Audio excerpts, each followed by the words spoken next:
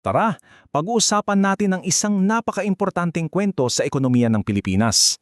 Ang tawag natin dito, the Philippine Pivot. Okay, tignan nyo to ha. Isang numero, 897 milyong dolar. Grabe no? Ganyan kalaking foreign investment ang pumasok sa Pilipinas sa loob lang ng isang buwan noong November 2025. Pero alam nyo, hindi lang yan basta numero sa isang spreadsheet. Sabi nga, isa itong signal, isang mensahe mula sa mga global investor.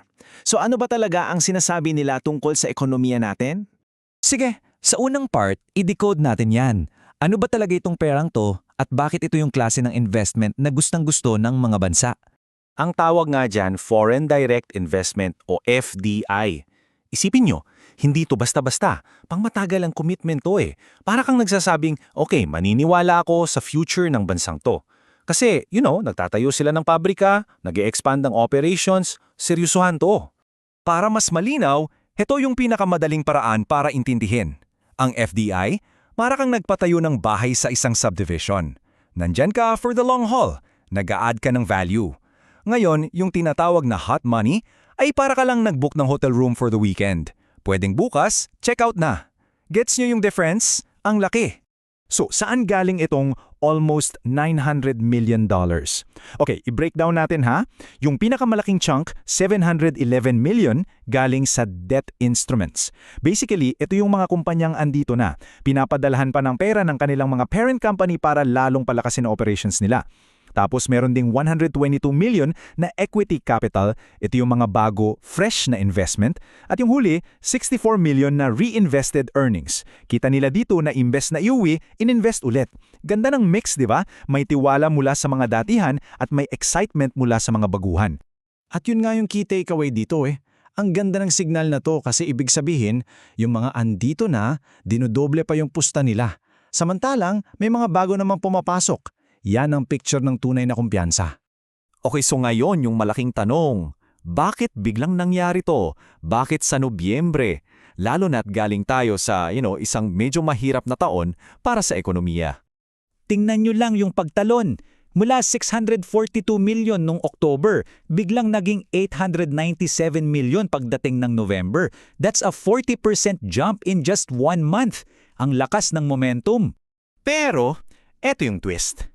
Kahit gaano kaganda ang November, kung titingnan mo yung buong taon, year to date, bagsak pa rin tayo ng 22.1%. Kaya ito talaga yung classic story ng isang magandang buwan sa loob ng isang challenging na taon. So bakit nga ba naging challenging yung taon? Well, una, andyan yung mas mataas na tariffs sa US. Pangalawa, yung competition sa region, sobrang tindi. Tapos dito sa loob ng bansa, meron tayong mga tinatawag na political noise, mga governance issues. At to top it all off, na-record pa natin yung pinakamabagal na economic growth in 14 years. Medyo mabigat yung sitwasyon, di ba? So, anong nagbago? Ano yung biglang nakita ng mga investor? May mga specific na reforma kasing nangyari. Nariyan yung digitalization sa BIR at customs na sobrang laking tulong. Pumasok yung Create More Act na may mga bagong tax incentives. Nariyan yung Public-Private Partnership Code. Kumbaga, naging mas malinaw yung direksyon ng gobyerno. At yan, napansin nila. At hindi lang yan galing sa atin. Pakinggan nyo to. Sabi mismo ni Chris Nelson ng British Chamber of Commerce, yung mga reformang to, lalo na yung digitalization, ay patunay na ang Pilipinas nagiging investment ready ulit. Ang ganda nun, di ba? Kasi yung papuri hindi galing sa gobyerno, kundi sa mismong mga investor. Sige, silipin naman natin ngayon kung sino-sino ba yung mga nagpasok ng pera. Kasi may isang bansa dyan na talagang, wow, all in. 50.7 billion pesos, hindi dollars, pesos. Pero galing lang yan sa isang kumpanya. Sino sila?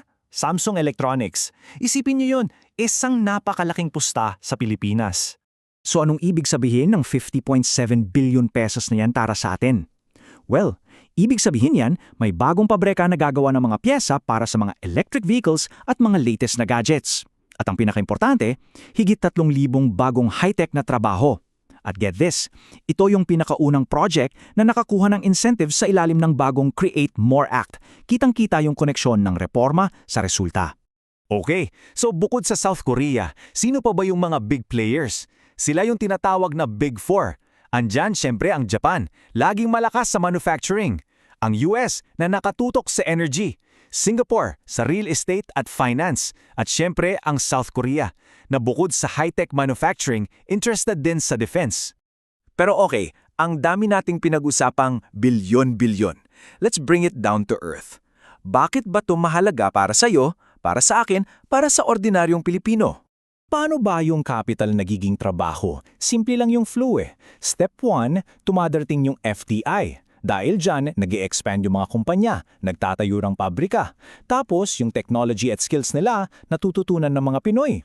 Anong resulta? More jobs. At hindi lang basta trabaho, better paying jobs. At ang ganda pa niyan, pati yung mga maliliit na local businesses na nagsusupply sa kanila, umaangat din. Isang domino effect ng pagunlad.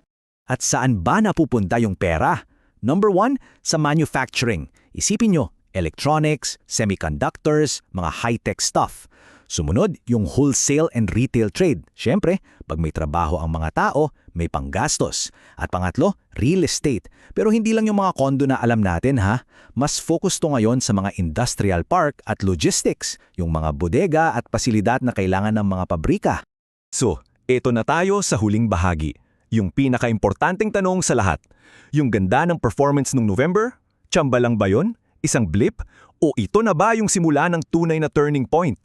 Well, kung titingnan natin yung mga forecast para sa 2026, halo-halo. Ang Asian Development Bank medyo optimistic, 6.1% growth. Yung IMF mas conservative, 5.6%. Tapos yung official target ng gobyerno, 5%. So may pag-asa pero may halong pag-iingat din. Kaya sa huli, simple lang daw talaga ang takeaway, sabi ng market strategist na si Jonathan Ravelas. Ano yun? Keep the reforms credible.